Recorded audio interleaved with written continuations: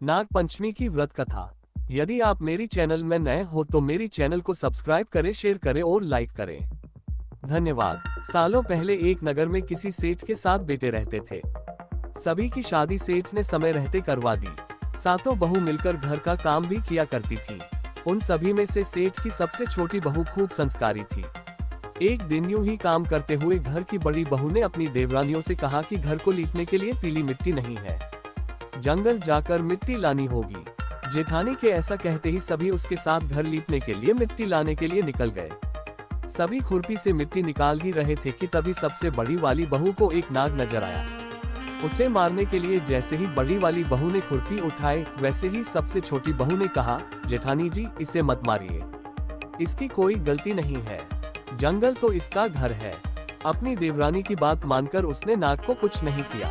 तभी उस छोटी बहू ने नाग से कहा कि आप एक जगह पर अलग से बैठ जाए, हम तब तक मिट्टी खोदते हैं, फिर आपके पास आएंगे। इतना कहकर सभी मिट्टी निकालने लगे और कुछ देर बाद घर चले गए। सभी के दिमाग से नाग वाली बात निकल गई थी। अगले दिन छोटी बहू को अचानक से याद आया कि उसने नाग को इंतजार करने के लिए कहा था। वो तुरंत अपनी सभी जेठानियों को अपने साथ लेकर नाग के पास चली गई। वहां देखा तो वो नाग उन सभी के इंतजार में उसी जगह पर बैठा हुआ था। नाग को देखते ही छोटी बहू ने प्यार से कहा, भैया कल हम लोग आपके पास आना भूल गए थे, उस बात के लिए आप हमें माफ कर दीजिए। जवाब में नाग बोला, तुमने मुझे भाई कहा है इसलिए मैं तुम्हें दंड नहीं दे रहा हूँ, नहीं तो अब तक मैं तुम्हें डस चुका होता। आज के बाद में तुम हमेशा के लिए मेरी बहन रहोगी। अब तुम अपने भाई से कोई वरदान मांग लो, मैं तुमसे बहुत खुश हूँ। इतना सब सुनने के बाद छोटी बहू ने नाग को बोला, मेरा कोई भी सगा भाई नहीं है, इसलिए मैंने आपको भाई कहा था। अब से आप मेरे भाई हो, अब हरदम मेरी रक्षा करना आपका फर्ज है, बस यही वरदान मुझे आपसे चाहिए। नाग ने हर कदम पर साथ देने का वादा किया और अपने रास्ते निकल गया। सेठ की सारी बहू भी अपने घर लौट गई। कुछ समय बाद नाग इंसान का रूप बनाकर अपनी बहन से मिलने सेठ के घर गया। उसने सेठ से कहा कि मेरी छोटी बहन को बुला दो, वो आपकी छोटी बहू है। पहले तो उनके मन में हुआ कि बहू का कोई भाई ही नहीं था, ये कहां से आ गया। फिर भी उन्होंने अपनी छोटी बहू को बाहर बुलाया। नाग ने फिर साथ में बहन को अपने घर लेकर जाने की बात की। सेठ ने इसकी भी आज्ञा दे दी। तभी नाग ने अपनी बहन से पूछा, कहीं तुम मुझे भूल तो नहीं गई हो न? जवाब में बहन बोली, नहीं भैया मैं आपको बिल्कुल नहीं भूली हूँ। फिर नाग ने कहा, मैं तुम्हें अपने घर लेकर जा रहा हूँ, तुम मेरी पूंछ पकड़कर चलती रहना पीछे। उसकी बहन ने वैसा ही किया। कुछ ही देर बाद वो एक बड़े से मकान में पहुंच गए। वहां हर तरफ सोना चांदी और अन्य कीमती सामान थे। वहां नाग की बहन आराम से कुछ दिनों के लिए रहने लगी। नाग की माँ भी उसे खूब प्यार करती थी। एक दिन नाग की माँ ने छोटी बहू को अपने भाई के लिए दूध लेकर जाने के लिए कहा। छोटी बहू ने दूध को गर्म किया और भाई को पीने के लिए दे दिया। अब गर्म दूध पीते ही नाग का मुंह जलने लगा। ये सब देखकर नाग की माँ को खूब गुस्सा आया। नाग ने किसी तरह से अपनी माँ के गुस्से को शांत किया और बताया कि उसकी बहन को नहीं पता था कि मैं गर्म दूध नहीं पी सकता हूँ। अब नाग के परिवार के साथ कुछ समय बीताने के बाद सेठ की छोटी बहू अपने घर जाने लगी। नाग ने अपनी बहन को खूब सारी दौलत और आभूषण देकर विदा किया। बहू के साथ घर में इतना सारा धन आते देख सेठ और उसकी जेठानियां हैरान हो गईं। एक दिन नाग की बहन को घर की बड़ी बहू ने कहा कि तुम अपने भाई से और सोना चांदी लेकर आओ, उसके पास तो खूब पैसा है, वो तुम्हें मना नहीं करेगा। छोटी बहू ने अपने भाई नाग को ये बात बताई। इसके बारे में पता चलते ही नाग ने अपनी बहन का घर तरह तरह के आभूषणों से भर दिया। सभी जेवरातों में से एक हीरे का हार बेशकीमती था। उसे देखते ही हर किसी का मन उस पर आ जाता था। होते होते उस हीरे की हार की खबर राज्य की रानी तक पहुंची। उसने छोटी बहू से हार लेकर खुद अपने पास रख लिया। दुखी होकर सेठ की छोटी बहू ने अपने भाई को इसके बारे में बताया।